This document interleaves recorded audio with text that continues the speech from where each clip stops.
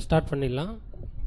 கிறிஸ்து இயேசுவுக்குள் மிகவும் அன்பாய் அழைக்கப்பட்ட அன்புக்குரிய சகோதர சகோதரிகளே, உங்கள் யாவருக்கும் கிறிஸ்துவுக்குள்ளான அன்பையும் வாழ்த்தலையும் இந்த நேரத்திலே கூறிக்கொள்கிறோம். நாம் இரண்டாவது பகுதிக்குள்ளாக கடந்து செல்லலாம். இந்த இரண்டாவது பகுதிக்கு ஆரம்பமாக நாம் அனைவரும் எழுந்து நின்று ஜெபம் செய்து இந்த ஒரு செஷன் நம்ம ஸ்டார்ட் பண்ணலாம். ஜெபிக்கும்படி நம்முடைய அன்பு சகோதரர் விஜயபாஸ் அவர்களை உங்கள் அனைவரும் சார்பாக அன்போடு அழைக்கிறேன்.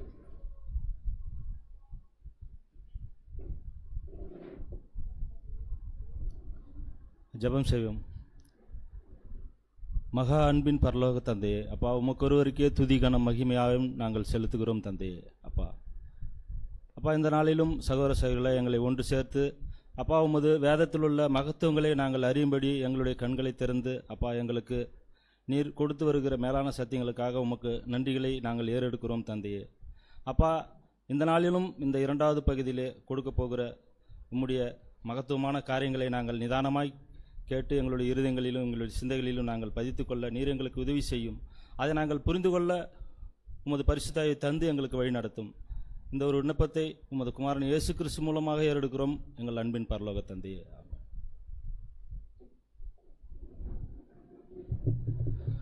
நாம் அனைவரும் அமரலாம்.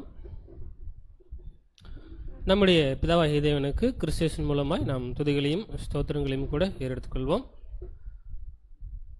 நாம் போன வாரம் அறிவித்தவண்ணமாக கூட இன்றைய தினத்திலே சர்வீஸ்க்கு அப்புறம் நம்ம ஒரு பாடம் பார்க்கலாம் அப்படின்னு சொல்லிட்டு நம்ம பிளான் பண்ணியிருந்தோம். அதன் அடிப்படையில் இன்றைக்குரிய அதாவது இந்த பாகத்துக்குரிய பாடத்தை கூட எடுத்து கொடுக்கும்படி நம்முடைய அன்பு சகோதரர் கே செல்வம் அவர்களை உங்கள் அனைவரும் சார்பாக அன்போடு அழைக்கிறோம். அவர் தெரிந்து கொண்ட வேத பாடத்தின் தலைப்பு ஆசாரியர்களின் தேர்ந்தெடுப்பு என்ற தலைப்பின் கீழ் தேவனுடைய வார்த்தைகளை பகிர்ந்து கொள்ளும்படி அன்போடு அழைக்கிறேன்.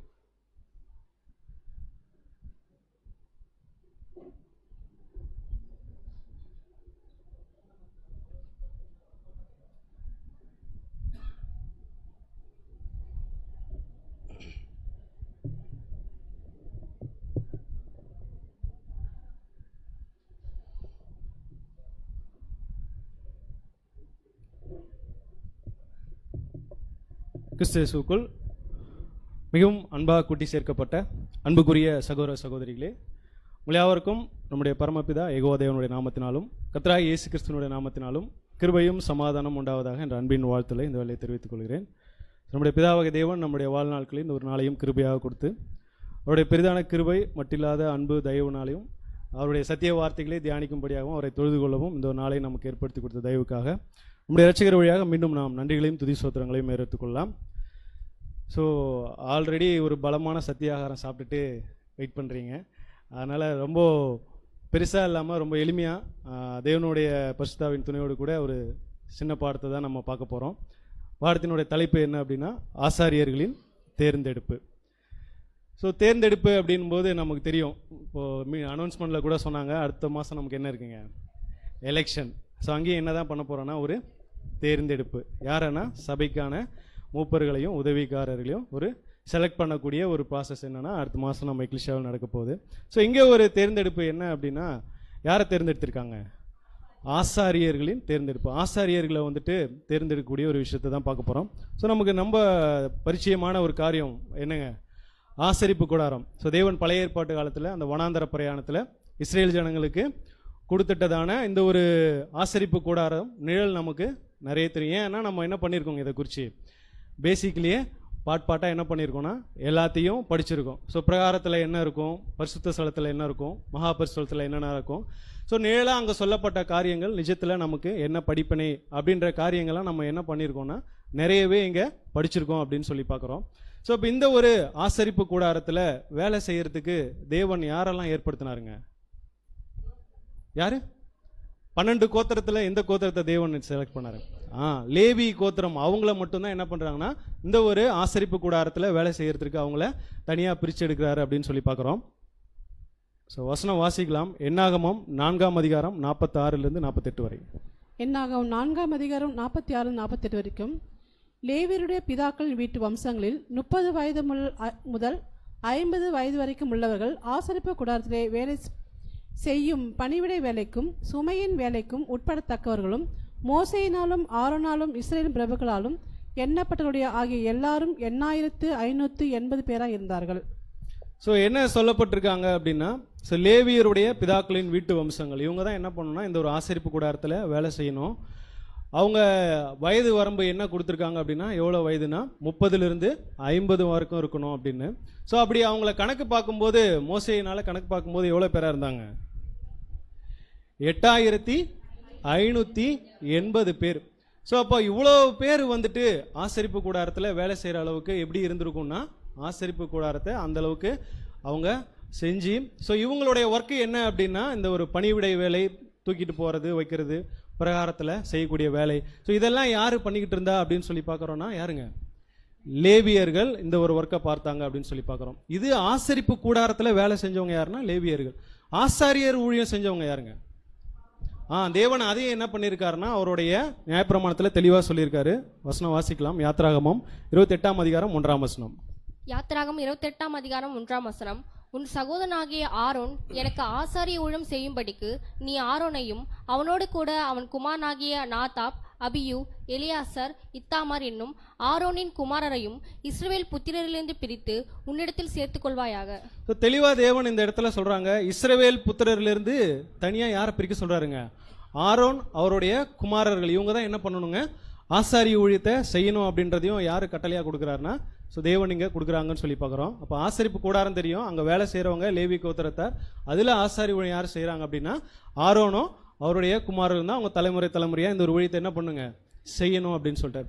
ஸோ இப்போ இந்த ஒரு தேர்ந்தெடுப்பில் தேவன் ஆசாரியர்களை, இப்போ லேவி கோத்திரத்தில் ஆரோன் அவங்க குடும்பத்தை தயாரித்துங்களா, இப்போ ஆரோன் வம்சத்திலுமே வர்றவங்க எப்படிப்பட்டவங்க தான் இந்த ஒரு ஆசாரி ஊழியத்தை செய்யணும் அப்படின்றதையும் தேவன் என்ன பண்ணியிருக்காருன்னா, சில கட்டளைகளாக கொடுத்துருக்காரு.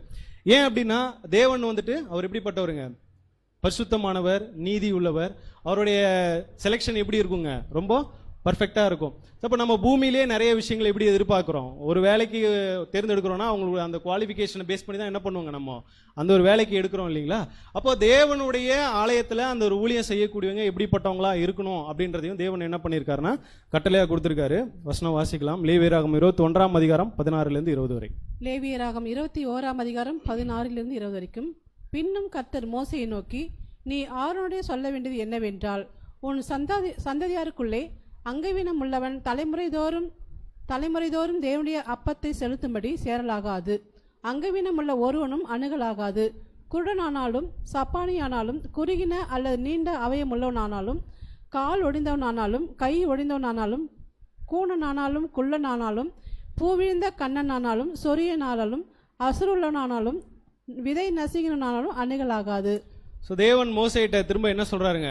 நீ ஆரோன்ட்ட என்ன சொல்லணும் அப்படின்னா, உன் சந்ததியாருக்குள்ள இப்போ அவங்க தான் வந்துட்டு ஆசாரி ஊழியம் செய்யணும். ஆனால் அதுலேயும் யார் செய்யக்கூடாது அப்படின்னா, அங்கவீனம் உள்ளவன் தலைமுறை தோறும் தேவனுடைய அப்பத்தை செலுத்தவும் கூடாது, அந்த பலி செலுத்தவும் கூடாது அப்படின்றார். ஏன்னா தேவன் அவர்களை பரிசுத்தமாக்குற அவர் கர்த்தர். அப்போ அவர்கிட்ட இப்படிப்பட்ட குறைபாடு உள்ள, ஸோ இப்போ அந்த அங்கவீனம்ன்றது ஒன்றும் இல்லை. அங்கம்னா நம்மளுடைய சரீர உறுப்புகள், சரீர அங்கம் சொல்றீங்களா, அங்கவீனம்ன்றது சரீர குறைபாடு. ஸோ இந்த மாதிரி யாரெல்லாம் குறைபாடோட இருக்காங்களோ அவங்க என்ன பண்ணக்கூடாதுன்னா தேவனுடைய அப்பத்தை செலுத்தும்படி வரக்கூடாது. வேணா அவங்க அந்த பரிசுத்தமானதை என்ன பண்ணலாம்னா புசிக்கலாம், ஆனால் என்ன பண்ணக்கூடாது, அவங்க ஆலயத்துக்கு வந்து இந்த ஒரு ஆசாரிய ஊழியத்தை செய்யக்கூடாது அப்படின்றத தேவன் இங்கே என்ன பண்றாருங்க? கட்டளையா மோசே மூலியமா சொல்லியிருக்காரு அப்படின்னு சொல்லி பார்க்குறோம். ஸோ அப்போ எத்தனை விதமான குறைபாடுகள் நம்ம அதில் படித்தோம்? அதில் 11 இருக்கும். நான் ஒரு விஷயத்தை 2ஆக பிரித்து போட்டதுனால மொத்தமாக எத்தனை இருக்குன்னா 12 விதமான குறைபாடுகள். ஸோ இந்த 12 விதமான குறைபாடுகள் யாருக்கு ஆரோனுடைய சந்ததியில் வர்றவங்களுக்கு இருக்கோ அவங்க என்ன பண்ணக்கூடாதுங்க? இந்த ஒரு ஆசாரி ஊழியத்தை செய்யக்கூடாது. ஏன்னா நான் பரிசுத்தமானவர் அப்படின்றதுனால அந்த பரிசுத்த ஸ்தலத்துக்குள்ளே போய் இந்த ஆசாரி ஊழியம் செய்கிறவங்க இப்படிப்பட்ட குறைபாடுகளோட இருந்தாங்க அப்படின்னா அவங்க பண்ணக்கூடாது அப்படின்ற ஒரு விஷயத்த தெளிவாக சொல்லதான் நம்ம பார்த்தோம். குருடன், சப்பானி, குறுகிய அவயம், நீண்ட அவயம், கால் ஒடிந்தவன், கையொடிந்தவன், கூணன், குள்ளன், பூவிழுந்த கண்ணுள்ளவன், சொரியன், அசருள்ளவன், விதை நசிங்கினவன், இப்படி 11 அந்த ஒரு குறைபாடுகளை உடையவங்க யாரும் போகக்கூடாது அப்படின்னு தேவன் தெளிவாக சொல்லிட்டாரு. ஸோ இப்போ இங்கே நம்ம ஆசரிப்பு கூடாரத்தில் இது வரைக்கும் என்ன ஒரு விஷயத்த பார்த்தோம் அப்படின்னா நிழல். இப்போ நிழல் பார்த்துட்டோம் அப்படின்னா கண்டிப்பாக என்ன இருக்கணுங்க? ஒரு நம்ம நிஜம், அதாவது நம்மளுடைய உண்மை என்ன அப்படின்றதையே நம்ம பார்க்கணும். ஸோ இப்போ இங்கே இந்த ஆசாரியர்கள் என்ன பண்ணிட்டு இருந்தாங்கன்னா, இவங்க பரிசுத்த ஸ்தலத்துக்குள்ளே போய் ஆசாரி ஊழியம் செய்கிறவங்க. பிரகாரத்திலேருந்து வேலை செஞ்சவங்க யாருங்க? லேவியர்கள். இப்போ நாம வந்துட்டு எந்த ஒரு ஸ்டேஜில் இருக்கோம்? இப்போ நாம் வந்துட்டு இந்த ஒரு அழைப்புக்குள்ளே வந்திருக்கோம் இல்லைங்களா? இப்போ கிறிஸ்துவனுடைய ஈடுபலியை விசுவாசித்து நம்ம உள்ளே வந்திருக்கோம். இப்போ நம்ம யார், எங்கே இருக்கோம்? பரிசுத்த ஸ்தலத்துக்குள்ள. ஸோ முதலாவது எங்கே வரணும் அப்படின்னா, இடுபலியை விசுவாசி நம்ம பிரகாரத்துக்குள்ளே வரணும். ஸோ இப்போ அப்படி வந்தவங்க தான் யார் அப்படின்னா, முதல்ல நம்ம, அதாவது விசுவாசிகள். ஏன்னா ஒட்டுமொத்த உலக ஜனங்களும் பேர் சபையும் எங்கே இருக்காங்க அப்படின்னா பாளையத்தில் இருக்காங்க, அதாவது பிரகாரத்தை விட்டு வெளியில், ஆசரிப்பு கூடாரத்துக்கு வெளியே. இப்போ அவங்களுக்கு தேவனுடைய திட்டத்தை பற்றி எதாவது தெரியுங்களா? ஆசரிப்பு கூடாரத்துக்குள்ளே என்ன நடக்குதுன்றதே அவங்களுக்கு என்ன பண்ணாதுன்னா தெரியாது. இப்போ நமக்கு என்ன பண்ணியிருக்காருன்னா, தேவன் அந்த ஒரு விசுவாசத்தை கொடுத்து நம்ம கிறிஸ்துவனுடைய ஈடுபலை விசுவாசி இப்போ உள்ள பிரகாரத்துக்குள்ளே வந்து விசுவாசிகள் அப்படின்ற ஒரு நிலைமையில இருக்கிறோம். அப்போ விசுவாசிகளா இருக்கிற நம்ம விசுவாசிகளாவே இருந்துட்டா ஆசாரியர் ஆயிட முடியுமா? அடுத்து என்ன செய்யணுங்க? பலி செலுத்தி பலியின் ஜீவியத்தில் நம்ம வளரும் போது என்ன ஆகும்னா, அடுத்து ஒரு ஸ்டேஜ் எங்கன்னா அந்த ஒரு நீதிமானாக்கப்பட்ட நிலைமைக்குள்ள நம்ம பரிசுத்த ஸ்தலத்துக்குள்ள தான் வருவோம். இப்போ அங்கே தான் வந்து என்ன பண்ணிட்டு இருக்கோம்னா, இருக்கக்கூடிய பரிசுத்தமான அப்பங்களும் அந்த குத்து விளக்கு வெளிச்சத்தில் நம்ம என்ன பண்ணிட்டு இருக்கோம்னா தேவனுடைய அநேக தெய்வீக திட்டங்களை கற்றுக்கிட்டு இருக்கோம். ஸோ அப்போ இப்படி படிப்படியாக உள்ளே வந்து தான் கடைசியாக நம்ம என்ன பண்ண முடியுங்க, அந்த ஒரு விசுவாசிகள்லேருந்து அந்த லேவி கோத்திலேருந்து ஆசாரியர்களாக நம்ம பிரித்தெடுக்கப்பட்டு எங்கே போகிறோங்க, ஆசாரியர்களாக மாற முடியும் அப்படின்னு சொல்லி பார்க்குறோம். அப்போ நாம யாருங்க? ஆசாரியர்கள் தானே. வசனம் வாசிச்சிடலாம். 1 பேதுரு 2:9. 1 பேதுரு 2:9. நீங்களோ உங்களை அந்தகாரத்தினின்று தம்முடைய ஆச்சரியமான ஒளிநிடத்திற்கு வரவழைத்தவுடைய புண்ணியங்களை அறிவிக்கும்படிக்கு தெரிந்து கொள்ளப்பட்ட சந்ததியாயும் ராஜரீக ஆசாரிய கூட்டமாயும் பரிசுத்த ஜாதியாயும் அவருக்கு சொந்தமான ஜனமாயும் இருக்கிறீர்கள். ஸோ நீங்களோ அப்படின்னும் போது நம்ம ஒரு காலத்தில் எங்கே இருந்தோங்க? பாளையத்தில் காணியாட்சிக்கு புறம்பா தேவன் அற்றவர்களாக வாழ்ந்துகிட்டு இருந்தோம். இப்போ தேவன் அந்த அந்தகாரத்தின் இருளிலிருந்து நம்ம என்ன பண்ணியிருக்காங்க, இந்த ஒரு ஆச்சரியமான ஒளியின் இடத்திற்கு நம்மளை அழைத்து அவருடைய சத்தியத்தை கொடுத்து நம்மளை தெரிந்து கொள்ளப்பட்ட சந்ததியும் ராஜரிகமான ஆசாரிய கூட்டமாகவும் நம்மளை என்ன பண்ணியிருக்காருன்னா அவருக்கு சொந்தமான ஜனமாக அழைத்திருக்காரு அப்படின்னு சொல்லி பார்க்குறோம். இப்போ நாம தான் யாருன்னா அந்த ஆசாரிய வகுப்பார்னு பார்க்குறோம். ஸோ இப்போ நிழலில் பார்த்த அந்த ஒரு ஆசாரியர்கள் அவங்க என்ன பண்ணணும்னா, அப்படிப்பட்ட சரீர குறைபாடுகள் இருந்தால் அவங்களால என்ன பண்ண முடியாதுங்க, ஆசாரிய ஊழியம் செய்ய முடியாது போல.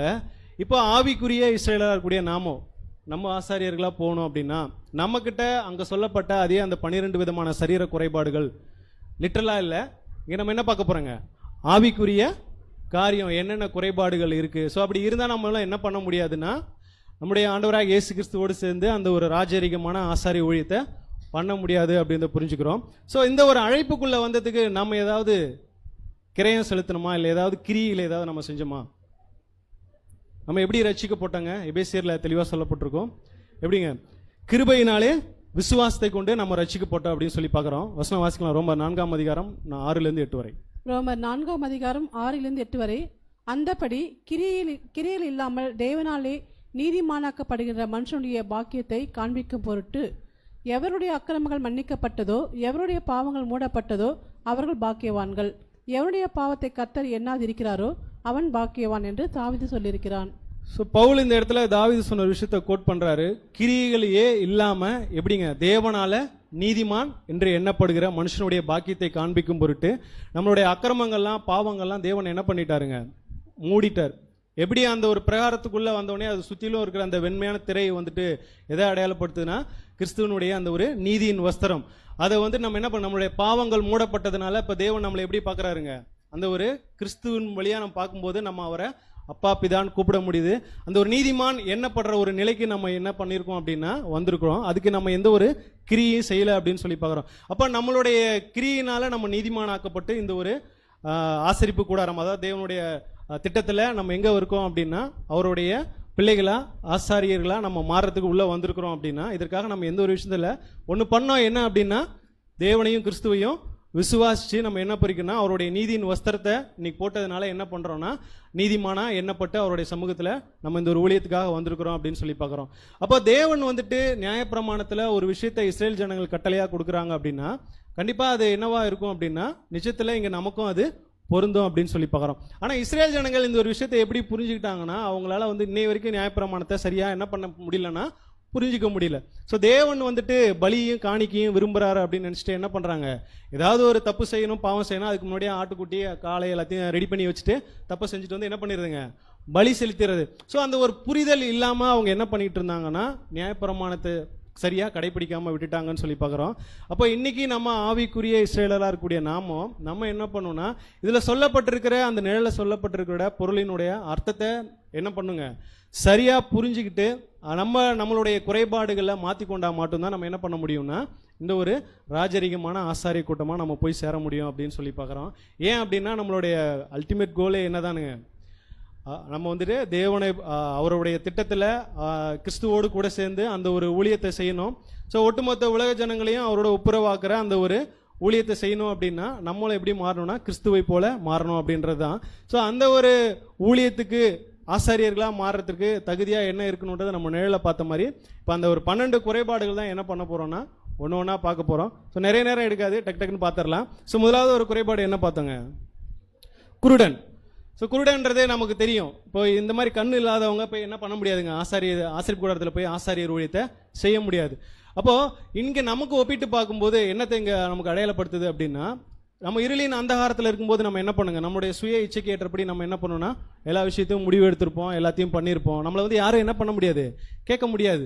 ஆனால் சத்தியத்துக்குள்ளே வந்ததுக்கு அப்புறம் உள்ளே வர்றதுக்கே தேவன் முதலாவது நமக்கு என்ன கொடுத்துருக்காருங்க, பிரகாசம் உள்ள மனக்கண்களை கொடுத்ததுனால தான் இன்னைக்கு நீங்களும் நானும் என்ன பண்ணுறோம் அப்படின்னா இங்கே தேவனுடைய சத்தியத்தை கேட்க முடியுது. இன்னைக்கு நிறைய பேர் போதகர்கள் பெரிய பெரிய ஞானிகளால் கூட என்ன பண்ண முடியாதுங்க, இந்த ஒரு சத்தியத்தை புரிஞ்சுக்கொள்ள முடியாது. அப்போ தேவன் நமக்கு மனக்கண்களை கொடுத்துருக்காரு அப்படின்னா அந்த மனக்கண்களை நம்மளுடைய வாழ்க்கையில் எப்படி நம்ம அபியாசப்படுத்துகிறோம் அப்படின்னு சொல்லி பார்க்குறோம். நம்ம எடுக்கக்கூடிய ஒவ்வொரு முடிவாகட்டும் காரியமாகட்டும் அதை எந்த கண்ணோட்டத்தில் பார்க்குறோம், மாம்ச கண்ணோட்டத்தில் பார்க்குறோமா இல்லை ஆவிக்குரிய கண்ணோட்டத்தில் பார்க்குறோமா அப்படின்றது ரொம்ப முக்கியமாக இருக்குன்னு சொல்லி பார்க்குறோம். ஸோ ஒரு உதாரணத்துக்கு இப்போது உலக பிரகாரமாக நமக்கு ஒரு வேலை கிடைக்குது. இப்போ அந்த வேலையை வந்துட்டு நம்ம போய் ஜாயின் பண்ணுறோம். இப்போ அந்த வேலை ஜாயின் பண்ணுறதுனால என்னுடைய ஆவிக்குரிய லைஃப் ஏதாவது பாதிக்கப்படுமா, இல்லை தேவனோடு உள்ள ஐக்கியத்தில் ஏதாவது இடையூறு வருமா அப்படின்றத நம்ம எப்படி பார்க்கணும், தேவன் பார்க்கறது போல. ஸோ இதுதான் தேவசித்தம்.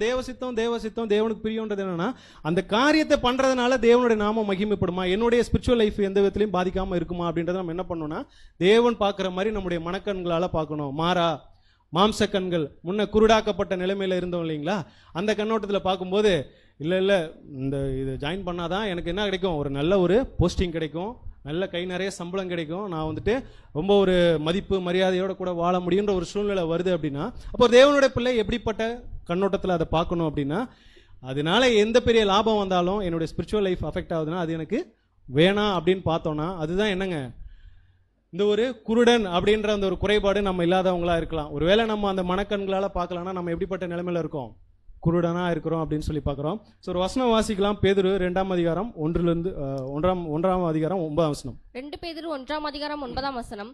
இவைகளில் இல்லாதவன் எவனோ அவன் முன் செய்த பாவங்களுக்குத்தான் சுத்திகரிக்கப்பட்டதை மறந்து கண் சொருக்கி போன குருடனாயிருக்கிறான். முன் செய்த பாவங்களற தான் சுத்திகரிக்கப்பட்டதை. ஸோ இதுக்கு முன்னாடி பேதுரு என்னெல்லாம் சொல்லியிருப்பார் அப்படின்னா உங்களை வந்துட்டு தேவன் வந்துட்டு கோணலும் மார்பன்ஸெல்லாம் பிரித்தெடுத்து உங்களுக்கு வந்து என்னெல்லாம் கொடுத்துருக்காருங்க, சத்தியத்தம் மகா மேன்மை மரிமான வாக்குத்தத்தெல்லாம் கொடுத்து. ஸோ நீங்கள் இதிலெல்லாம் இருந்து பெருகினீங்கன்னா நீங்கள் உங்களை அந்த ஒரு நற்கனிகளை தரக்கூடிய விஷயத்துலேருந்து உங்களை பிரிக்க ஒட்டாதுன்னு சொல்லிட்டு இது இல்லை அப்படின்னா அவன் எப்படி இருக்காங்கன்னா முன் பாவங்களற அவன் சுத்திகரிக்கப்பட்டதெல்லாம் மறந்து எப்படி இருக்காருங்க, அவர் கண் சொருகி போன குருடனா இருக்கான். அப்போ சத்தியத்தை அறிகிற மனக்கண்களை தேவன் கொடுத்துட்டாரு. அதை பெற்றுக்கொண்டு உள்ள வந்து திரும்பவும் நம்மளுடைய மாம்ச கண்களால் ஒரு விஷயத்தை செய்கிறோம்னா அப்போ குருடாக்கப்பட்ட நிலைமையில் இருக்கிறோம் அப்படின்ற ஒரு விஷயத்தை புரிஞ்சுக்கலாம். ஸோ 2வது ஒரு குறைபாடு என்ன அப்படின்னா சப்பானி. சப்பானின்றதை நம்ம பார்த்துருப்போம்ல, அந்த கை கால்லாம் விழுந்து போன ஒரு நிலைமை, அவங்களால என்ன பண்ண முடியாதுன்னா எந்திரிச்சு நடக்க முடியாது, மற்றவங்களோட உதவி. ஸோ இப்படிப்பட்டவங்க போய் ஆசாரி ஊழியம் அங்கே செய்ய முடியுங்களா, கண்டிப்பாக செய்ய முடியாது. ஏன்னா இங்கே நமக்கு ஒப்பிட்டு பார்க்கும்போது நம்ம இந்த ஒரு அழைப்பில் என்ன பண்ணிட்டு இருக்கோம்னா இந்த ஒரு ஓட்டப்பந்தயத்தில் ஓடிக்கிட்டு இருக்கோம். ஸோ இப்போ சப்பானியாக இருக்கவங்களால ஓட முடியுங்களா, கண்டிப்பாக ஓட முடியாது. அப்போ இந்த ஒரு இடுக்கமான பாதையில் நம்ம தேவன் நியமித்திருக்க அந்த ஓட்டப்பாதையில் ஓடும்போது நம்ம சப்பானியாக இருந்தோம் அப்படின்னா அந்த ஒரு ஆசாரிய ஊழியத்துக்கு நம்மளால் என்ன பண்ண முடியாதுன்னா தகுதியாக முடியாது. அப்போ இது எதை அடையாளப்படுத்து அப்படின்னா வசனம் வாசிக்கலாம்.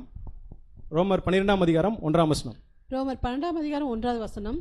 அப்படி இருக்க சகோதரரே, நீங்கள் உங்கள் சரீரங்களை பரிசுத்தமும் தேவனுக்கு பிரியமான ஜீவ பலியாக ஒப்பு கொடுக்க வேண்டும் என்று தேவனுடைய இரக்கங்களை முன்னிட்டு உங்களை வேண்டிக் கொள்ளுகிறேன். இதுவே நீங்கள் செய்யத்தக்க புத்தியுள்ள ஆராதனை.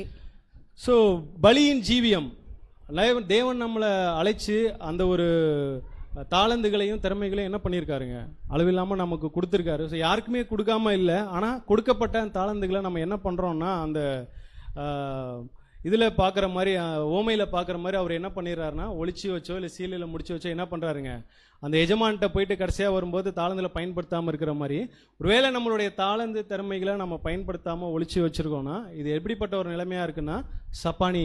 அந்த ஒரு கிரியைகள் எதுவுமே இல்லாமல் நம்மளால் செய்ய முடியாமல் அதை என்ன பண்ணிடுவாங்க, ஒழிச்சு வைச்சு கொள்ளக்கூடிய ஒரு நிலைமையாக இருக்குது அப்படின்னு சொல்லி பார்க்குறோம். அப்போது ஆசாரிய ஊழியராக நம்ம ஆசாரியர்களாக போகணும் அப்படின்னா நம்ம என்ன செய்யணுங்க, நம்மளுடைய தாளந்துகளை தேவனுக்காகவும் தேவனுடைய ஊழியத்துக்காகவும் என்ன பண்ணணும்னா பலி செலுத்துகிறவர்களா. ஸோ இது நமக்கு தெரிஞ்ச ஒரு ரொம்ப பரிச்சயமான வசனம். ஸோ அந்த ஒரு பலியின் ஜீவியத்தில் நம்ம அதிகமாக ஈடுபடுத்தி கொள்ளணும் அப்படின்னு சொல்லி பார்க்குறோம். இல்லை அப்படின்னா இந்த ஒரு ஓட்டத்தில் நம்மளால் ஓட முடியாது. நம்மளும் எந்த நிலைமையில் இருப்போம்னா சப்பானி அப்படின்ற ஒரு நிலைமையில் இருப்போம் அப்படின்னு சொல்லி பார்க்குறோம். ஸோ மூன்றாவது ஒரு குறைபாடு என்ன அப்படின்னா குறுகிய அவயம். இந்த மாதிரி குறுகிய அவயம் உள்ளவங்களும் என்ன பண்ண முடியாதுன்னா ஆசாரிய ஊழியம் செய்யக்கூடாதுன்னு தேவன் சொல்லியிருக்காங்க. ஸோ இங்கே நமக்கு ஒப்பிட்டு பார்க்கும்போது மற்றவங்களை குறித்து எப்போவுமே தாழ்வாகவே பேசுறது, அது இன்னும் எப்படி சொல்லலாம்னா விமர்சிக்கிறது. அவங்கள வந்து கமாண்ட் அடிக்கல அப்படின்னா அவங்களால என்ன பண்ண முடியாதுன்னா அவங்களால ஒரு அந்த நாளே போகாத மாதிரி இருக்கும். இப்போ இங்கே ஆசரிப்பு கூட நிழலில் பார்க்கும்போது ஆசாரியரோட வேலை என்னன்னா ஜனங்களுக்காக போய் பலி செலுத்திட்டு அவர் வெளியே வந்து அவங்கள ஆசீர்வதிக்கக்கூடிய அந்த ஒரு வேலையை ஆசாரியர் செய்கிறாரு. இப்போ வெளியில் இருக்கிற ஜனங்கள் வந்துட்டு அந்த ஆசாரியரை வந்து விமர்சிச்சாங்கன்னா எப்படி இருக்கும் அது? அப்போது இன்னைக்கு நம்ம மத்தியில் நிஜத்தில் பார்க்கும்போது சத்தியத்தை கற்றுக் கொடுக்குற சகோதரர்கள் இப்போ அவங்க யாருடைய சார்பாக அங்கே நின்று பேசுகிறாங்க அப்படின்னா தேவனுடைய சார்பாக நின்று தேவனுடைய வார்த்தைகளை என்ன பண்ணுறாங்க, கற்றுக் கொடுக்குறாங்க. இப்போ அவங்க கற்றுக் கொடுத்து வந்ததுக்கப்புறம் அவங்கள வந்துட்டு விமர்சிக்கிறது, அவங்களுடைய குறைபாடுகளை இல்லை ஏதோ ஒரு விஷயத்த சொல்லி என்ன பண்ணுறது அப்படின்னா விமர்சிக்கக்கூடிய, அவங்கள வந்துட்டு குற்றம் கண்டுபிடிக்கக்கூடிய மனநிலை. இப்படிப்பட்டவங்க தான் யார் அப்படின்னு சொல்லி பார்க்குறோம், அந்த குறுகிய அவயம் உடையவங்க. அவங்களுடைய மைண்டே எப்படின்னா இப்போ பாரு ஒரு நேரோ மைண்ட் அந்த மாதிரியே இருக்கும், ஒரு குறுகிய தன்மையோடையே இருக்கும். ஸோ இந்தப்படிப்பட்ட மனநிலை நமக்குள்ளே இருக்குதா அப்படின்னா இந்த ஒரு குறைபாட்டில் நம்ம இருக்கிறோம் அப்படின்றத புரிஞ்சுக்கலாம். ஸோ நாலாவது ஒரு குறைபாடு என்ன அப்படின்னா நீண்ட அவயம் அல்லது அதிகப்படியான அவயம். ஸோ அதிகப்படியான அவயம் அப்படின்றது நமக்கு என்னங்க ஒரு அவசியமா? ஸோ இந்த மாதிரி கையில் ஒரு விரல் மட்டும் அதிகமாக தான் நம்மளால் ஏதாவது ஒர்க் பண்ண முடியுமா? கண்டிப்பாக இடைஞ்சலாக இருக்கும் இல்லைங்களா? அதுபோல் சில பேருக்கு இந்த 6 விரல் இருக்கும், 6ஆவதாக ஒரு விரல் முளைச்சிருக்கும் கையில். அவங்களாம் நானுமே கண் கூட அவங்களால நம்ம செய்கிற மாதிரி சில ஒர்க்கை பண்ண முடியாது, அவங்களால கையில் போட்டால் ரொம்ப கஷ்டமாக இருக்கும். ஸோ இப்போ அதிகப்படியான ஒரு அவயம் வந்துட்டு அவசியமா அப்படின்னா கண்டிப்பாக அவசியம் இல்லை. ஸோ இப்படிப்பட்டவங்க அங்கே ஊழியம் செய்ய முடியாது. இங்கே நமக்கு என்ன வெளிப்படுத்துதுன்னா அதிகப்படியான உலக கவலைகள். ஏதாவது ஒரு உலக கவலை, ஐயோ எனக்கு இது இல்லையே அது இல்லையே, நான் இதை பண்ணணும், இடம் வாங்கணும், வீடு கட்டணும், காசு சேர்க்கணும் அப்படின்றபடியான ஏதாவது ஒரு உலக கவலையில் சிக்கி மாட்டிக்கொண்டு என்ன பண்ணுறது அப்படின்னா அதுலேயே மூழ்கி இருக்கக்கூடிய, அதனால நமக்கு எந்த ஒரு பிரயோஜனமும் இல்லை. ஏங்க நம்மளோட குடியிருப்பு எங்கே இருக்குது? பரலோகத்தில் இருக்குது. அப்போ அங்கேருந்து கர்த்தராகிய இயேசு கிறிஸ்துவை நம்ம எதிர்பார்த்துடும் போது இங்கே பூமிக்குரிய தேவைகளை குறித்து நம்ம கவலைப்பட்டோம், அதன் மேலே ஆசை வச்சு நம்ம இருந்தோம் அப்படின்னா அது வந்துட்டு அந்த ஒரு ஊழியத்துக்கு நம்மளை தகுதியாக்காது அப்படின்னு சொல்லி பார்க்குறோம். 5வது ஒரு குறைபாடு என்ன அப்படின்னா கால் ஒடிந்தவன். ஸோ கால் உடஞ்சவங்க நம்ம எப்படி சொல்லுவாங்க? நம்ம நார்மலாக சொல்லும்போது நொண்டி நொண்டி நொண்டி வரனால அவங்க எப்படி சொல்லுவாங்க? நொண்டி அப்படின்றது. ஸோ இப்போ இங்கே ஆவிக்குரிய இஸ்ரேலர் நமக்கு என்னத்தை இங்கே வெளிப்படுத்துது அப்படின்னு சொல்லி பார்க்கும்போது ஸோ தேவனுடைய வேலையை செய்கிறதுக்கு இல்லை அப்படின்னா அவருடைய ஊழியங்களுக்காக ஏதாவது நம்ம கூப்பிடும்போது என்னென்னா நொண்டி சாக்கு சொல்கிறது. நம்ம சொல்லிடலாம், ஆனால் இருதயத்தை பார்க்குற தேவனுக்கு முன்னாடி அவர்கிட்ட மறைக்க முடியுங்களா? அப்போ இப்படிப்பட்டவங்க எப்படிப்பட்ட ஒரு சூழ்நிலை இருக்காங்கன்னா நொண்டியாக இருக்கிறாங்க அப்படின்னு நம்ம புரிஞ்சுக்கலாம். அப்போ தேவனுடைய வேலையை செய்கிறதுக்கு முன் வராமல் சாக்கு போக்கு சொல்கிறவங்க தான் இந்த கால் உடைஞ்ச நிலைமையில் இருக்கிறவங்க. ஸோ இப்படிப்பட்டவங்க என்ன பண்ண முடியாதுங்க, அங்கேயும் ஆசாரி ஊழியம் செய்ய முடியாது போல் நம்ம நிழலை பார்க்கறது போல் நிஜத்துலையும் அப்படி இருந்தோம் அப்படின்னா நம்ம என்னவா ஆக முடியாதுங்க, ஆசாரிய ராஜரிக ஆசாரி குடும்பம் மாற முடியாதுன்னு சொல்லி பார்க்குறோம். ஸோ 6வது ஒரு குறைபாடு என்ன அப்படின்னா கை ஒடிந்தவன். ஸோ கை உடஞ்சி போச்சு அப்படின்னா அதை நம்ம எப்படி புரிஞ்சிக்கலாம் அப்படின்னா நிறைய நேரங்களில் நம்மளுடைய விசுவாசத்தை வந்துச்சு பலமாக காட்டுவோம், ஆனால் என்ன பண்ண மாட்டோங்க, கிரியில் காட்ட மாட்டோம். வசனம் வாசிக்கலாம், யாக்கோபு 2ஆம் அதிகாரம் 17ஆம் வசனம். யாக்கோபு 2ஆம் அதிகாரம் 17ஆம் வசனம். அப்படியே விசுவாசமும் கிரியைகளில் இல்லாதிருந்தால் தன்னில் தானே செத்ததா இருக்கும். இப்போ நம்மளுடைய சகோதரனோ சகோதரியோ பசியிலையோ இல்லை ஒரு உடை உடுத்துறதுல குறைவுபட்டு அப்படின்னு சொல்லும்போது என்கிட்ட விசுவாசம் இருக்குது, நீ போய் என்ன பண்ணு, சமாதானத்தோடு போய் குளிர்காய் பசியாருன்னு சொல்லிட்டு கிரியில் காட்டாமல் இருந்தால் அது எப்படி இருக்குங்க? அப்போ நீ விசுவாசிக்கிற கரெக்டு, ஆனால் அதை என்ன பண்ணணும்னா கிரியில் காட்டணும். ஒருவேளை நம்ம அந்த மாதிரி பண்ணாமல் இருக்கிறோம்னா நம்மளோட நிலைமை எப்படிப்பட்டதுங்க, கை ஒடிஞ்சு போன ஒரு நிலைமையில் இருக்கிறோம் அப்படின்றத புரிஞ்சு கொள்ளலாம். ஸோ இப்படிப்பட்ட குறைபாடு நம்மள்கிட்ட இருக்கா அப்படின்றத நம்ம யோசிச்சு பார்க்கலாம். ஸோ இது வரைக்கும் எத்தனை பார்த்துட்டோங்க? 6 பார்த்தாச்சு. அடுத்து ஒரு 6 தான் இருக்குது.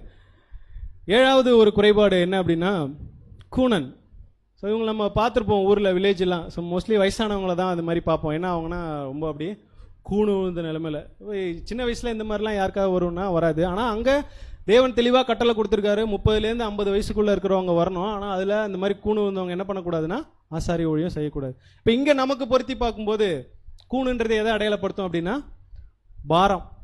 ஏதாவது ஒரு பாரத்தில் இவங்க என்ன பண்ணுவாங்கன்னா தங்க மேலே என்ன பண்ணுவாங்க, தூக்கி சுமந்துக்கிட்டே இருப்பாங்க. அதை அவங்களால என்ன பண்ண முடியாது அப்படின்னா இறக்கி வைக்கவே முடியாது.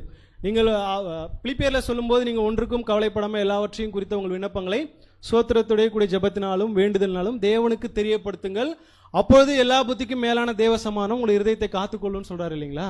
இப்போ இவங்க என்ன பண்ண மாட்டாங்கன்னா தங்களுடைய பாரத்தை இறக்கியே வைக்காம தங்க மேலேயே வச்சுக்கிட்டு என்ன பண்ணுவாங்க, ஒரு கூணு வந்த நிலைமையிலே இருக்கிறது. ஸோ இப்படி இருக்கிறதுனால என்ன பிரச்சனை, அவங்களுக்கு தானே பிரச்சனை, கரெக்டு தானுங்களா? அவங்களுக்கு தானே பாரம் இருக்கு, இதனால அவங்களுக்கு மட்டும் தானே பிரச்சனை அப்படின்னா அந்த ஒரு அழைப்புக்குள்ள வந்திருக்க நமக்கு தேவன் கொடுத்த கட்டளை என்னங்க? கிறிஸ்து என்ன சொல்லியிருக்காருங்க? வசனம் வாசிக்கலாம். கலாத்தியர் 6ஆம் அதிகாரம் 2ஆம் வசனம். கலாத்தியர் 6ஆம் அதிகாரம் 2வது வசனம், ஒருவர் பாரத்தை ஒருவர் சுமந்து இப்படியே கிறிஸ்துவின் பிரமாணத்தை நிறைவேற்றுங்கள். இப்போ ஒருவர் பாரத்தை ஒருவர் சுமக்கணும் அப்படின்றதான் நமக்கு வந்துட்டு தேவன் கொடுத்த கட்டளையா இருக்கு. இப்போ இன்னொருவருடைய பாரத்தை சுமக்கணும் அப்படின்னா முதல்ல நாம எப்படி இருக்கணுங்க? நம்ம பாரம் இல்லாமல் ஃப்ரீயா இருந்தால் தான் என்ன பண்ண முடியும், அவங்களோட பாரத்தை சுமக்க முடியும். ஒருவேளை நம்மளே பாரத்தில் முழுகி போயிருக்கிறோம்னா, நம்ம எந்த ஒரு குறைபாட்டோட இருக்கிறோம்னா, கூணு விழுந்த ஒரு குறைபாட்டோட இருக்கிறோம் அப்படின்னு சொல்லி பார்க்குறோம். அது மட்டும் இல்லை, அவங்களால தங்களோட சுமையை இறக்க முடியாதனால அவங்க என்ன பண்ண முடியாதுன்னா சகோதரருடைய பாரத்தையும் சுமக்க. இப்போ பாரம்னு சொல்லும்போது இப்போ ஒரு சகோதரனோ சகோதரிக்கோ அவங்களுக்கு வந்துட்டு ஏதோ ஒரு பாரம் அப்படின்னா இப்போ அவங்களுடைய வாழ்க்கையில் எவ்வளோ விஷயங்கள் இருக்கும் நமக்கு தெரியாது. அவங்களுக்கு துன்பமாக இருக்கலாம், துயரம், பலகீனம், ஏதோ ஒரு கஷ்டத்தில் இருக்காங்க. இப்போ அந்த பாரத்தை நம்மளால சுமக்க முடியல அப்படின்றத விட அவங்களுடைய பலவீனங்களை சரியாக புரிஞ்சுக்கிட்டு அதை வந்துட்டு நம்ம பெருசாக எடுத்துக்காம மன்னிச்சிட்டாலே அதுவே அவங்களுடைய பாரத்தை என்ன பண்ணுறதுன்னா லகுவாக்குற மாதிரி, சுமக்கிற மாதிரி ஒரு விஷயம். என்ன பண்ணிடுவோம் அப்படின்னா அந்த பலகீனத்தை நம்மளால அங்கீகரிக்க முடியாமல் அவங்கள குறித்து குற்றம் பேசுறது, இல்லைன்னா அவங்க மேலே கோவப்படுறது, இது என்ன பண்ணுன்னா நமக்கும் வந்துட்டு சும, அவங்களும் என்ன பண்ணிடுவாங்க அப்படின்னா தங்களை குறித்து சரியாக புரிஞ்சிக்கலேன்னு போது இன்னும் அவங்களுக்கு என்ன பண்ணிவிடும்னா ஒரு பாரமாக இருக்கும். அப்போ என்ன பண்ணனா கொலோசையர் 3:13 சொல்கிற மாதிரி வசனம் வாசிக்கலாம். கொலோசையர் 3ஆம் அதிகாரம் 13வது வசனம், ஒருவரை ஒருவர் தாங்கி ஒருவர் பேரில் ஒருவருக்கு குறைபாடு உண்டானால் கிறிஸ்து உங்களுக்கு மன்னித்தது போல ஒருவருக்கொரு மன்னியுங்கள். ஒருவருக்கு ஒருவர் மன்னிச்சிருங்க. ஒருவேளை அவங்களுக்கே தெரியாம அந்த பலகீனம் அவங்களுக்குள்ள இருக்கலாம். அது நமக்கு தெரிய வரும்போது நம்ம என்ன பண்றோம்னா அதை மன்னிச்சுட்டேன்னா அவங்களுடைய பாரத்தை நம்ம சுமக்கிற மாதிரி ஆயிடும். அதுபோல நம்மளுடைய பாரத்தையும் நம்ம அதிகமா சுமக்காம நம்ம என்ன பண்ணிடணுங்க, யார்கிட்ட இறக்கி வச்சிடணும், தேவன்கிட்ட என்ன பண்ணிடணும்னா இறக்கி வச்சிட்டோம் அப்படின்னா நம்மளால இந்த ஒரு ஊழியத்தை செய்ய முடியும் அப்படின்னு சொல்லி பார்க்குறோம். 8வதா ஒரு குறைபாடு என்னன்னா குள்ளன்.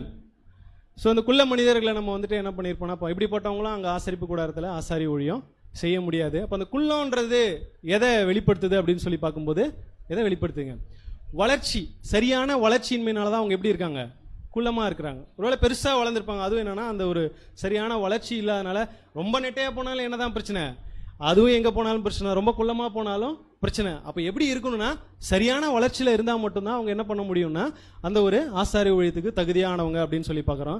ஸோ அப்போ இந்த இடத்துல வளர்ச்சின்னு சொல்லும்போது சில பேருக்கு தலை மட்டும் என்ன பண்ணியிருக்குன்னா பெருசாக இருக்கும், உடம்புலாம் ஒரு மாதிரி சூம்பி போன மாதிரி இருக்கும். இல்லை ஒரு சில பேருக்கு உடம்பு நல்லா இதாக வச்சுருப்பாங்க, நல்லா பாடி பில்டராக இருப்பாங்க, ஆனால் தலை பார்த்தா சின்ன போது இருக்கும். இப்போ அந்த மாதிரி ஒரு சூழ்நிலை இருக்கிறவங்களாம் இவங்க என்ன பண்ண முடியாதுன்னா இந்த ஒரு ஆசாரி ஊழியத்தை செய்ய முடியாது. அப்போ நமக்கு இது என்ன வெளிப்படுத்துது அப்படின்னா தேவனை பற்றியும் கிறிஸ்துவை பற்றியும் அறிவு சில பேருக்கு நிறைய இருக்கும், அது தலை வளர்ச்சி. அவங்கள குறித்து நல்லா வளர்ச்சி இருக்கும், நிறைய படிப்பாங்க, சத்தியம் எல்லாமே தெரியும். இந்த உடல் வளர்ச்சின்னு சொல்லும்போது இந்த ஆவிக்குரிய குணலட்சணங்களை காட்டுறதுல என்ன பண்ணிருப்பாங்கன்னா குறைவுபட்டுருப்பா. அப்போ உடம்பு எப்படி ஆகிடும்னா சுமி போன மாதிரி ஆகிடும். இல்லை சில பேருக்கு ஆவிக்குரிய குணலட்சணத்தில் நல்லா வளர்ந்துருப்பாங்க, ஆனால் தேவனை பற்றியும் கிறிஸ்துவை பற்றியும் அறிவில் என்ன பண்ணிருப்பாங்கன்னா குறைவுபட்டிருப்பாங்க. இப்போ இந்த ரெண்டுமே இருக்கும்போது என்ன பண்ணால் இது சரியான வளர்ச்சி இல்லை. ஸோ இப்படி இருக்கிறது சரியா அப்படின்னா கண்டிப்பாக இல்லை. அப்போ நம்ம எப்படி இருக்கணும் அப்படின்னா சரியான வளர்ச்சி, தேவனையும் கிறிஸ்துவையும் பற்றி அறிந்திருக்கணும். அதை அறிஞ்சு நம்ம கிரியையில் நம்மளுடைய ஆவிக்குரிய குணலட்சணத்தை நம்ம என்ன பண்ணணுங்க, காட்டக்கூடியவர்களாக இருக்கணும். அதான் பவுல் ரொம்ப அழகாக சொல்லுவார். 1 கொரிந்தியர் 13ஆம் அதிகாரம் 2ஆம் வசனம். 1 கொரிந்தியர் 13ஆம் அதிகாரம் 2ஆம் வசனம், நான் தீர்க்கதரிசன வரத்தை உடையவனாயிருந்து சகல ரகசியங்களும் சகல அறிவையும் அறிந்தாலும் மலைகளை பேர்க்கத்தக்கதாக சகல விசுவாசம் உள்ளவனாய் இருந்தாலும் அன்பு எனக்கு இராவிட்டால் நான் ஒன்றும் இல்லை. அப்போ பவுல் சொல்றாரு, நான் தீர்க்க தரிசனத்தெல்லாம் உடையவனா இருந்து எல்லா அறிவையும் ரகசியத்தையும் நான் அறிஞ்சாலும் எனக்கு எது இல்லைன்னா நான் ஒன்றும் இல்லை, அன்பு இல்லைன்னா நான் ஒண்ணுமே இல்லை அப்படின்ற. அப்போ நம்மளுடைய வளர்ச்சி எப்படி இருக்குன்னா சரியான வளர்ச்சியில இருக்கணும். அதான் கொலோசையர் 1:10 வாசிக்கிறோம். கொலோசையர் 1ஆம் அதிகாரம் 10ஆம் வசனம், சகலவித நற்கிரைகளுமாகிய கனிகளை தந்து தேவனை அறிகிற அறிவில் விருத்தி அடைந்து கர்த்தருக்கு பிரியமுண்டாக அவருக்கு பாத்திரராய் நடந்து கொள்ளவும். அப்போ எல்லா கனிகளையும் நம்ம தரக்கூடியவர்களா அந்த நற்கிரியைகளை காமிச்சு தேவனை அறிகிற அறிவிலையும் நம்ம விருத்தி அடைந்து அவர் விரும்புகிற பாத்திரமா நம்ம என்ன பண்ணுங்க நடக்கணும் அப்படின்றது தான் இந்த ஒரு குறைபாட்டிலேருந்து பார்க்குறோம். ஸோ இப்போ அங்கே எப்படி குள்ளர்கள் உள்ளே போக முடியாதோ அந்த மாதிரி நம்மளுடைய வளர்ச்சி சரியா இல்லை அப்படின்னா நம்மளும் எப்படிப்பட்ட நிலைமையில தான் இருக்கோம்னா குள்ளம் அப்படின்ற ஒரு குறைபாட்டோட இருக்கிறோம் அப்படின்றத புரிஞ்சுக்கலாம். ஸோ 9வதா ஒரு குறைபாடு பூ விழுந்த கண்ணுள்ள. நம்ம பார்த்துருக்கோம் அந்த கண்ணில் எப்படி இருக்குன்னா அவங்களுக்கு ஒரு மாதிரி புற வளர்ந்த மாதிரி என்ன ஆகணும், ஒரு மாதிரி செதில் போன்ற அந்த ஒரு கருவிழி என்ன ஆகுன்னா போய் மறைச்சிட்றதுனால அவங்களுக்கு கண் எப்படி இருக்கும், மங்கலாக தான் தெரியும். சில பேருக்கு தெரியாமல் கூட போகலாம். ஸோ இங்கே இப்படிப்பட்ட ஒரு குறைபாட்டோடு இருக்கிறவங்களை என்ன பண்ண முடியாதுன்னா ஆசாரிய ஊழியம் செய்யக்கூடாதுன்னு தேவன் கட்டளையிட்டு இருக்காரு. அப்போ இங்கே நம்மளுடைய ஆவிக்குரிய லைஃப்பில் நம்ம இதை பொருத்தி பார்க்கும்போது எப்படி புரிஞ்சுக்கலாங்க? குற்றப்படுத்துறது வசனம் நம்ம தெளிவாக கொடுத்துருக்கோம் இல்லைங்களா? மத்திய 7ஆம் அதிகாரம் 3-5 மத்திய 7ஆம் அதிகாரம் 3-5 வரை, நீ உன் கண்ணில் இருக்கிற உத்தரத்தை உணராமல் உன் சகோதரன் கண்ணில் இருக்கிற துரும்பை பார்க்கிறது என்ன? இதோ உன் கண்ணில் உத்தரம் இருக்கையில் உன் சகோதரனை நோக்கி, நான் உன் கண்ணில் இருக்கும் துரும்பை எடுத்து போடட்டும் என்று நீ சொல்வது எப்படி?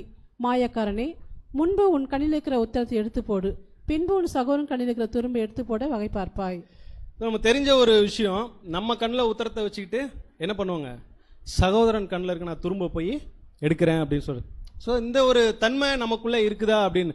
அப்போ நம்மளுடைய நிலைமை என்ன, தன் நிலையை முதலாவது நம்ம எப்படிப்பட்டவங்களா இருக்கணும்னா உணரக்கூடியவர்களா. என் கண்ணில் இவ்வளோ பெரிய துரும்பு இருக்கு, உத்தரம் இருக்கு, நான் இதை பார்க்காம நான் என்ன பண்ணுறேன், மற்றவங்களுடைய சகோதரனுடைய அவங்கள்ட்ட இந்த ஒரு குறைபாடு இருக்குது அது இருக்குது அப்படின்னு சொல்லிட்டு நம்ம என்ன பண்ணுவோம்னா நம்ம பேசுகிறதும் இல்லாமல் அதை மற்றவங்க இடத்துல போய் என்ன பண்ணுவாங்க, தீமையாகவும் பேசிடுவோம். அப்போ மாயக்காரனே, முன்பு உன் கண்ணில் இருக்கிற உத்தரத்தை எடுத்து போடு அப்படின்னா நம்மளை நாம முதலாவது என்ன செய்யணுங்க, சரி பண்ணி கொள்ளணும்.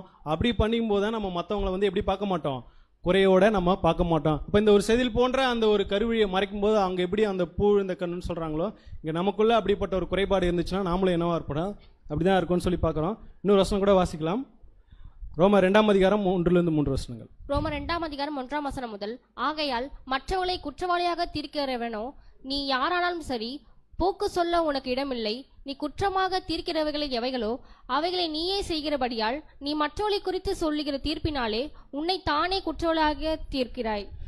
அப்போ நீ யாரானாலும் சரி, நீ மற்றவங்களை குற்றப்படுத்துகிற அந்த ஒரு காரியத்தை நீயே என்ன பண்ற, செய்யறதுனால உனக்கு வந்து தீர்ப்பு உண்டு அப்படின்றத நம்ம என்ன பண்ணணும்னா முதலாவது புரிஞ்சுக்கணும். அப்போ நம்மளுடைய குறைகளை நாம் சீர்தூக்கி பார்த்து சரி செய்து கொண்டு மற்றவர்களை குறித்து நம்ம பேசாமல் இருந்தோம் அப்படின்னா இந்த ஒரு குறைபாடு இல்லாதவங்களாம் நம்ம என்ன பண்ணலாம்னா மாற முடியும். அப்படி இருந்தால் தான் நம்ம என்ன பண்ணலாம்னா அந்த ஒரு ஆசாரிய ஊழியத்துக்கு தகுதியாக முடியும் அப்படின்னு சொல்லி பார்க்குறோம். 10வதா ஒரு குறைபாடு என்னன்னா சொரியன். சொரியன்ற போது இது எதனால் வருது அப்படின்னா சத்து குறைவுனால வரக்கூடிய ஒரு டிசீஸ் அப்படின்னு சொல்கிறாங்க. ஸோ இப்படிப்பட்டவங்க என்ன பண்ணக்கூடாதுன்னா ஆசாரிய ஊழியம் அங்கே செய்யக்கூடாது. இப்போ இங்கே நமக்கு நிஜத்தில் இது எதை அடையாளப்படுத்துது அப்படின்னா ஆவிக்குரிய போஷாக். ஸோ இந்த ஆவிக்குரிய போஷாக் எங்கே மட்டும்தாங்க கிடைக்கும், கடையில் எங்கேயா போய் கிடைக்குமா? கண்டிப்பாக வாய்ப்பு இல்லை. இன்றைக்கி உலகத்தில் அதையும் என்ன பண்ணுறாங்கன்னா ஏமாந்து நிறைய சத்து பவுடர்லாம் வாங்கி சாப்பிட்டுட்டு இருக்காங்க. ஆனால் அதுலேயும் ஒன்றுமே இல்லை அப்படின்றது அவங்களுக்கு தெரியாது. ஆனால் சத்தியத்தை அறிஞ்சு தேவனுடைய பிள்ளைகளாக இருக்க நம்ம தெளிவாக புரிஞ்சு கொள்ளணும். இந்த ஒரு ஆவிக்குரிய குறைவு நமக்குள்ள வருது அப்படின்னா அதை சரி பண்ணணும்னா எங்கே தாங்க வரணும், நம்ம சபை கூடுகை, சகோதர ஐக்கியம், வேத வாசிப்பு, ஜெபம். இது ஒருத்தவங்களுக்குள்ள குறைவு படுது அப்படின்னா அவங்களுக்குள்ள என்ன ஆயிடுதுன்னா ஆட்டோமேட்டிக்காக ஆவிக்குரிய சத்து குறைவு ஏற்படும். ஸோ அந்த மாதிரி குறைவு ஏற்பட்டுச்சுன்னா அவங்களால என்ன பண்ண முடியாதுங்க, இந்த ஒரு டிசீஸில் போய் மாட்டிக்கிட்டாங்க அப்படின்னா ஸோ தேவன் இவங்களை வந்துட்டு செலக்ட் பண்ணுவாருங்களா, செலக்ட் பண்ண மாட்டார் அப்படின்றத பார்க்குறோம்.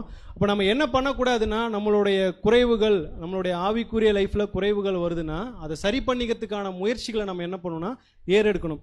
அநேக நேரங்களில் என்ன பண்ண மாட்டோம் அப்படின்னா நமக்கு இருக்கக்கூடிய ஆவிக்குரிய குறைவுகளை நம்மளோட சகோதரிகள்கிட்ட கூட ஷேர் பண்ணிக்க மாட்டோம். நமக்கு ஒரு பிரச்சனை இருக்குன்றதா அவங்களுக்கு எப்போ தெரியும்னா நம்ம சொன்னால் மட்டும்தான் தெரியும்.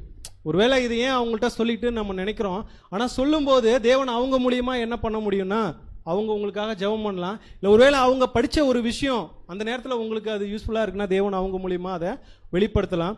அப்போ நம்ம என்ன பண்ணணும்னா மற்ற சகோதரிகிட்ட அதை ஷேர் பண்ணும்போது நம்மளுடைய குறைவுகளை நம்ம சரி பண்ணிக்க முடியும்னு சொல்லி பார்க்குறோம். வசனம் வாசிக்கலாம். ஏசாயா 58ஆம் அதிகாரம் 7ஆம் வசனம். ஏசாயா 58ஆம் அதிகாரம் 7வது வசனம். பசி உள்ளவனுக்கு உன் ஆகாரத்தை பகிர்ந்து கொடுக்கிறதும், துரத்துண்ட சிறுமியானவர்களை வீட்டிலே சேர்த்துக் கொள்கிறதும், வஸ்திரம் இல்லாதவனை கண்டால் அவனுக்கு வஸ்திரம் கொடுக்கிறதும், உன் மாம்சமானவனுக்கு உன்னை ஒழியாமல் இருக்கிறதும் அல்லவோ. எனக்கு உகந்த உபவாசம். ஸோ இந்த இடத்துல நம்ம என்ன பார்க்கணும், உன் மாம்சமானவனுக்கு உன்னை ஒழிக்காமல் இருக்கிறது. ஸோ மாம்சமானவன் போது நம்மளுடைய சகோதர சகோதரிக்கு நம்ம ஒழிக்கிறோம், நம்ம ஒரு விஷயத்தை மறைக்கிறோம் அப்படின்னா கண்டிப்பாக அது என்ன ஆகும்னா அது இன்னும் நம்ம குறைவுபட்டு தான் போவோம்.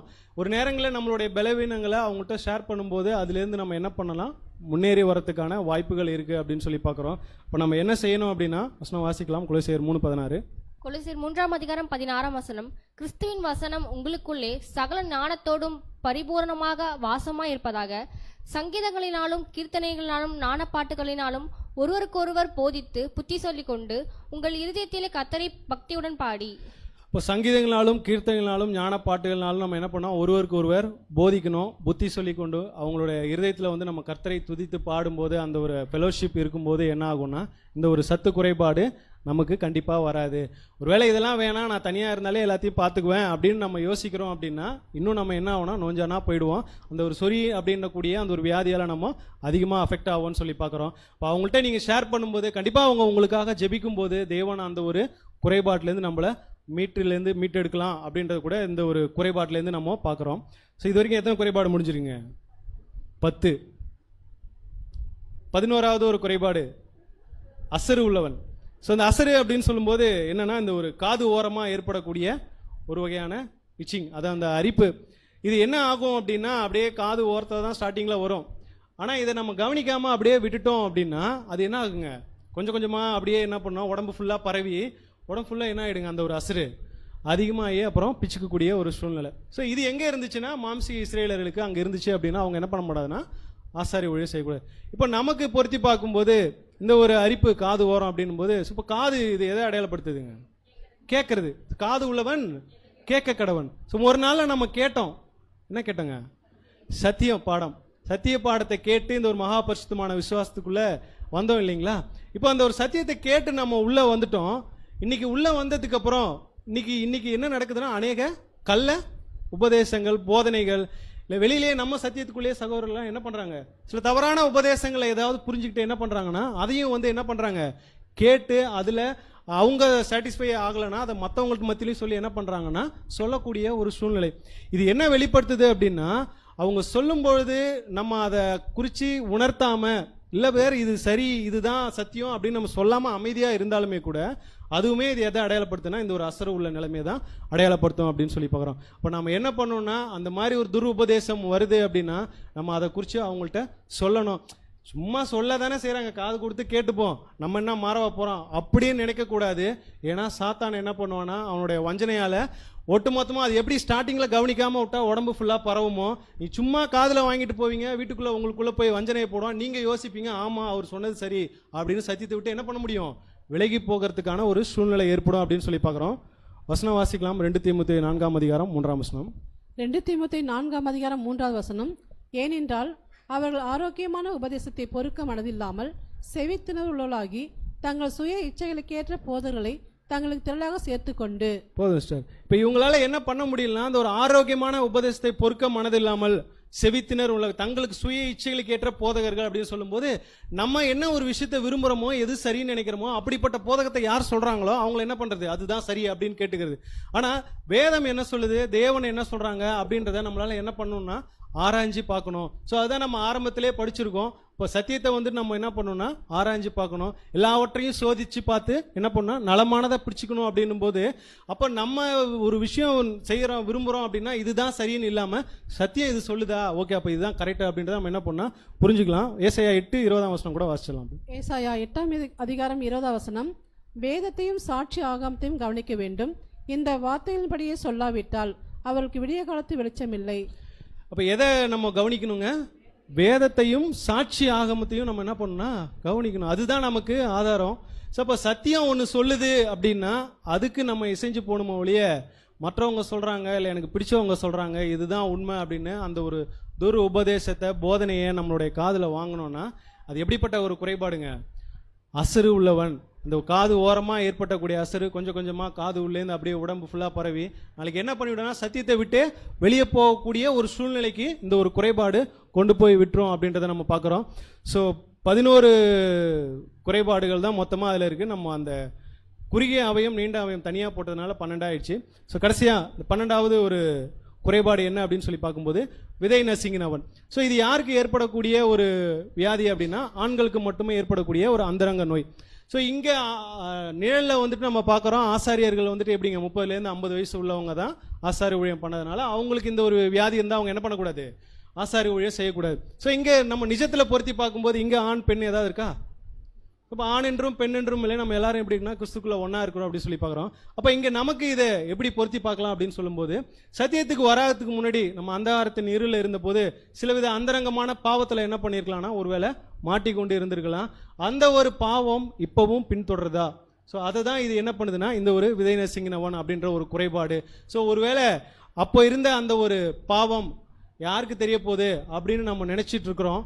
ஆனால் அது தேவனுக்கு கண்டிப்பாக தெரியும். ஒருவேளை இன்னைக்கு வரைக்கும் அந்த ஒரு அந்தரங்க பாவம் நம்மளை தொடர்ந்துட்டு இருக்குன்னா நம்மளும் இப்படிப்பட்ட ஒரு குறைபாடுக்குள்ள இருக்கிறோம். ஏன்னா இதுக்கு முன்னாடி பார்த்த குறைபாடுகள்லாம் எல்லாத்தையும் நம்ம என்ன பண்ணிடலாம்னா ஈஸியாக ஐடென்டிஃபை பண்ணிடலாம் ஓரளவுக்கு. ஏன்னா தோற்றத்தில் தெரியும், வெளியில் தெரியும், பார்த்துருவோம். பட் இந்த பாவத்தை இந்த ஒரு குறைபாடு நம்மளால் என்ன பண்ண முடியாது அப்படின்னா கண்ணால் பார்க்க முடியாது. அப்போ இப்படிப்பட்ட குறைபாடு நமக்குள்ளே இருந்தால் அது டேஞ்சர். ஆனால் இதுவும் வந்துட்டு என்ன பண்ணனா நம்மளோட ஆசாரிய ஊழிய போகிறதுக்கு தடையாக இருக்குது அப்படின்றத சொல்லி பார்க்குறோம். அப்போ இப்படிப்பட்ட பாவம் நமக்குள்ளே வராது அப்படி நம்ம என்ன செய்யணும்னா, ஸோ தாவீது சொன்னது போல நம்மளும் சொல்லணும். சங்கீதம் 19, 12 மற்றும் 13 வசனங்கள். சங்கீதம் 19ஆம் அதிகாரம் 12ஆம் வசனம் முதல், தன் பிழைகளை உணர்கிறவன் யார்? மறைவான குற்றங்களுக்கு என்னை நீங்களாக்கும், துணிகரமான பாவங்களுக்கு உமது அடியேனை விலக்கி காரும். அவைகள் என்னை ஆண்டு கொள்ள ஒட்டாதீரும். அப்பொழுது நான் உத்தமனாகி பெரும்பாதகத்துக்கு நீங்களாயிருப்பேன். இப்போ தன் பிழைகளை உணர்கிறவன் யார்? மறைவான குற்றங்களுக்கு. இப்போ தேவன்கிட்ட நம்ம ஜெபம் பண்ணலாம், தேவனே மறைவான குற்றங்களுக்கு என்ன நீங்களாக்குங்க, உமது அடியேனை விலக்கி காரும், அவைகளை நான் ஆண்டு கொள்ள விட. அப்போ துணிகரமான பாவங்கள் நம்மளை ஆண்டு கொள்ளாதபடிக்கு நம்ம என்ன பண்ணலாம்னா தாவீது ஜெபம் பண்ணது போல நம்மளும் தேவன்கிட்ட கேட்கும்போது கண்டிப்பாக நம்மளுடைய இப்படிப்பட்டதான அந்த பாவங்கள் பின்தொடர்ந்தது அப்படின்னா கண்டிப்பாக அதுலேருந்து நம்ம வெளியே வர முடியும். ஏன் அப்படின்னா நம்மளுடைய பாவங்களை அறிக்கையிட்டால் தேவன் என்ன பண்ணுறாருங்க, நம்மளை மன்னிக்க அவர் வல்லவராக இருக்கார். வசனம் வாசிக்கலாம். யோவான் 1ஆம் அதிகாரம் 9ஆம் வசனம். 1 யோவான் 1ஆம் அதிகாரம் 9ஆம் வசனம். நம்முடைய பாவங்களை நாம் அறிக்கையிட்டால் பாவங்களை நமக்கு மன்னித்து எல்லா அநியாயத்தையும் நீக்கி நம்மை சுத்திகரிப்பதற்கு அவர் உண்மையும் நீதி உள்ளவராக இருக்கிறார். அவர் எப்படி இருக்கிறாருன்னா உண்மையும் நீதியும் உள்ளவராக அவர் இருக்காரு. ஆனால் நம்ம தான் என்ன பண்ண மாட்டோம்னா சில நேரங்களில் நம்மளுடைய பாவங்களை யாருக்கு தெரிய போகுது அப்படின்ட்டு நம்ம என்ன பண்ணிடுறோம்னா மறைத்து வைக்கிறோம். அப்படின்னா கண்டிப்பாக இந்த ஒரு குறைபாட்டில் நம்ம இன்னும் இருக்கிறோம் அப்படின்றத புரிஞ்சுக்கலாம். ஸோ அப்படிப்பட்டவர்களாக நம்ம இல்லாதபடிக்கு நம்மளுடைய பாவங்களை அறிக்கையிட்டு தேவன் இடத்துல நம்ம என்ன பண்ணணும் அப்படின்னா நீதியும் இரக்கத்தையும் நம்ம பெற்றுக்கொள்ளணும் அப்படின்றத பார்க்குறோம். ஸோ அன்புக்குரிய சகோதர சகோதரிகளே, இப்படிப்பட்ட 12 விதமான குறைபாடுகள் இருக்கிறவங்க என்ன பண்ண முடியாதுன்னா எனக்கு ஆசாரி ஊழியம் செய்யக்கூடாதுன்னு தேவன் நியாயப்பிரமாணத்தில் தெளிவாக கட்டளையிட்டிருக்கார். ஸோ இன்றைக்கி நிஜத்தில் நம்ம பார்க்குறோம் ராஜரிக ஆசாரிய கூட்டமாக அழைக்கப்பட்ட நமக்கும் வந்துட்டு கண்டிப்பாக அது என்னன்னா பொருந்தும்.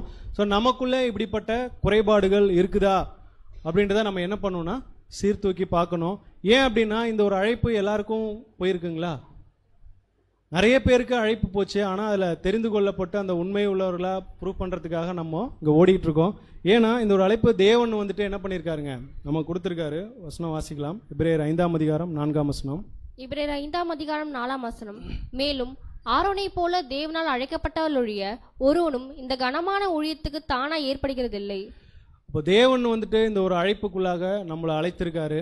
ஸோ இப்போ ஆரோனை போல தேவனால், அப்போ தேவன் வந்துட்டு அங்கே எப்படி ஆரோன் சன்னதியை அழைச்சி அவங்க தான் அந்த ஆசாரி ஊழியம் செய்யணுன்றத அவங்க கொடுத்தது போல் இன்றைக்கி நம்மளை எல்லாரும் அழைத்து நமக்கு என்ன பண்ணியிருக்காருன்னா அவருடைய மாபெரும் தெய்வீக திட்டங்களை நமக்கு கொடுத்துருக்காரு. ஸோ எல்லாத்தையும் கேட்டு உள்ளே வந்து இந்த அழைப்புக்குள்ளே நம்ம இன்னும் இந்த குறைபாட்டோட ஒருவேளை இன்னும் வாழ்ந்துட்டு இருக்கிறோம் அப்படின்னா அதை சீர்தூக்கி பார்த்து நம்ம மாற்றிக்கொள்ளும் போது என்ன பண்ணலாம் அப்படின்னா அந்த ஒரு ராஜரிக ஆசாரிய கூட்டத்துக்கு நம்ம தகுதி உள்ளவர்களாக மாற முடியும். ஒருவேளை இன்னும் அதிலே நம்ம நீடிச்சு இருந்தோம் அப்படின்னா கண்டிப்பாக நம்ம என்ன பண்ண முடியாதுன்னா கிறிஸ்துவோடு சேர்ந்து அந்த ஒரு ராஜரிகமான ஊழியத்தை செய்ய முடியாதுன்னு சொல்லி பார்க்குறோம். ஏன்னா அவர் வந்துட்டு நம்மளுடைய பலவீனங்களை குறித்து பரிதபிக்கக்கூடிய ஒரு பிரதான ஆசிரியர் நமக்கு இல்லை. அவர் எல்லாவற்றிலும் நம்மை போல என்ன பண்ணியிருக்காருங்க சோதிக்கப்பட்டு உண்மை உள்ள பிரதான ஆசிரியர் நமக்கு இருக்கிறாரு அப்படின்னு சொல்லி பார்க்குறோம். அப்போ அவர் இந்த ஒரு ஊழியத்தை சிறப்பாக செஞ்சு என்ன பண்ணிட்டாருங்க தேவனிடத்துல போயிட்டாரு. இன்னைக்கு நாம அவரோட கூட சேர்ந்து அந்த ஒரு ஆசாரி ஊழியத்தை செய்யணும்னா அவரை போலவே நம்மளும் என்ன பண்ணணும்னா உண்மையும் முத்தமாக வாழ்ந்து நம்மளுடைய அழைப்பையும் தெரிந்து கொள்வதிலையும் நம்ம என்ன பண்ண கடமைப்பட்டிருக்கோம்னா உறுதிப்படுத்தி கொள்ள நாம் கடமைப்பட்டிருக்கிறோம் அப்படின்னு சொல்லி பார்க்குறோம். ஸோ தேவன் இப்படிப்பட்ட அந்த ஒரு மாபெரும் அந்த ஒரு பரிசை பெற்றுக்கொள்வதற்கு ஒவ்வொரு நாளும் நமக்கு வேண்டிய அந்த ஒரு பரிசுத்தாவையும் பலத்தையும் தந்து வழிநடத்துவாராக. இந்த ஒரு வாய்ப்பை கொடுத்த பிதாவாகிய தேவனுக்கு கர்த்தராகிய இயேசு கிறிஸ்துவின் மூலமாக நன்றிகளை ஏறெடுத்துக் கொள்கிறேன். பொறுமையோடு கேட்ட உங்களையும் தேவன் தாமே ஆசீர்வதித்து வழிநடத்துவாராக. ஆமென்.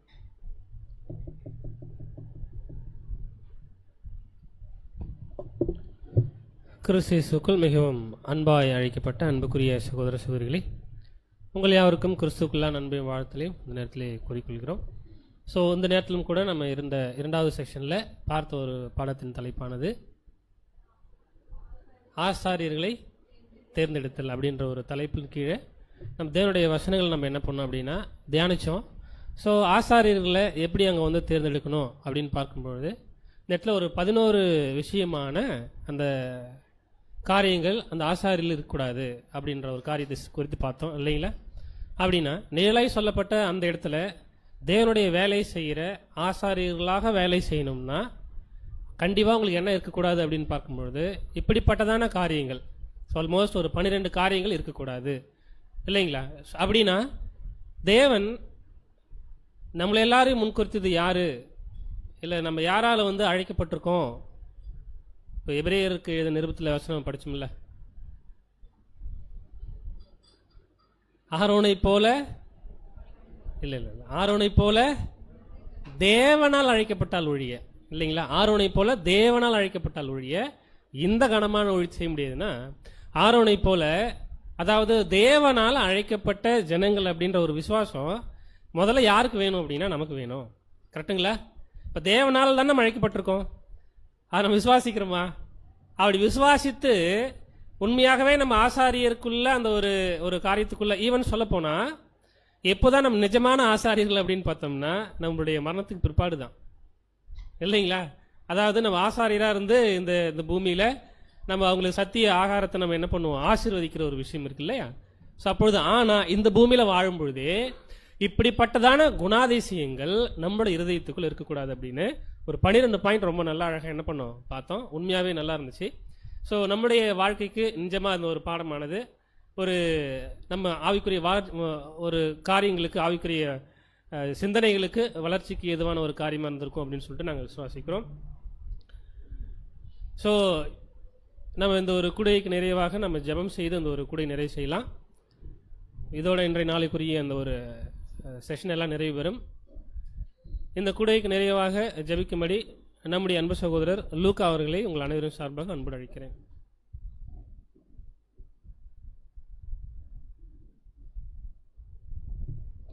நம்ம அனைவரும் ஒருபடப்பட்டவர்களாய் ஜெபம் செய்வோம். மகா உன்னதங்களை வீட்டிலிருந்து மணமக்களாக எங்களை கண்ணோக்கி பார்க்கிற எங்கள் பரம தகப்பனே, இன்றைய நாளும் கூட எண்ணில் அடங்காத சுத்தி ஸ்தோத்திரங்களும் எண்ணில் அடங்காத நன்றி மன்றாட்டுகளையும் இயேசு கிறிஸ்துவின் மூலமாக இந்த நேரத்தில் ஏறெடுத்துக் கொள்கிறோம். அப்பா, இது அப்படியே சகோதரர்களாக ஒன்று கூட்டி இது இன்றைய நாளிலும் கூட 2 பாடங்களை கேட்கத்தக்கதான மேலான கிருபை செய்த மேலான கிருபைக்கு மீண்டுமாய் ஒரு முறை நன்றிகளை ஏறெடுத்துக் கொள்கிறோம் தகப்பனே. இது அப்படியே ஆசாரிகளை தேர்ந்தெடுக்கும் தகுதி நிலையை கூட இன்றைய நாளிலே சரீர பிரகாரமும் ஆவிக்குரிய பிரகாரமும் இன்றைய நாளில் 2வது பாடத்தில் எங்களை கற்றுத்தந்த மேலான கிருபிக்காக நன்றிகளை ஏறெடுத்துக் கொள்கிறோம் தகப்பனே.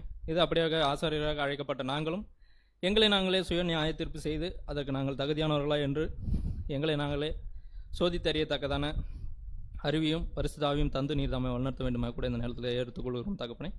இது அப்படியே உங்களுடைய ஊழியக்காரங்களை செய்து கொண்டிருக்கிற அத்தனைக்கு சகோதரர்களும் நீதாமே பொறுப்பெடுத்து வழிநடத்த வேண்டுமா கூட இந்த நேரத்தில் ஏறெடுத்துக்கொள்கிறோம். காஞ்சிபுரம், கள்ளக்குறிச்சி சகோதரர்கள் பிரயாசப்பட்டு செய்கிற ஊழிய வேலைகளும் கூட நீர்தாமே நேர்த்தியாய் வழிநடத்தி அவர்களை ஆசீர்வதிக்க வேண்டுமா கூட இந்த நேரத்தில் ஏறெடுத்துக்கொள்கிறோம் தகப்பனே. இது அப்படியே கேட்டதும் கேட்க மறந்தது யாவும் எங்களுடைய சித்தத்தின் பிரகாரம் அல்ல, உம்முடைய சித்தம் பரிபூர்ணமாய் எங்களுடைய வாழ்நாளில் நிறைவேறத்தக்கதாக நீர்தாமே பொறுப்பெடுத்து வழிநடத்த வேண்டுமாய் எங்கள் ரட்சிகரும் மீட்பரும் சகாயரமான இயேசு கிறிஸ்துவின் விலையேற பெற்ற நாமத்தினாலே சிறிய ஜபத்தை எடுக்கிறேன். ஜபங்கள் நல்ல பிதாவே, ஆமென்.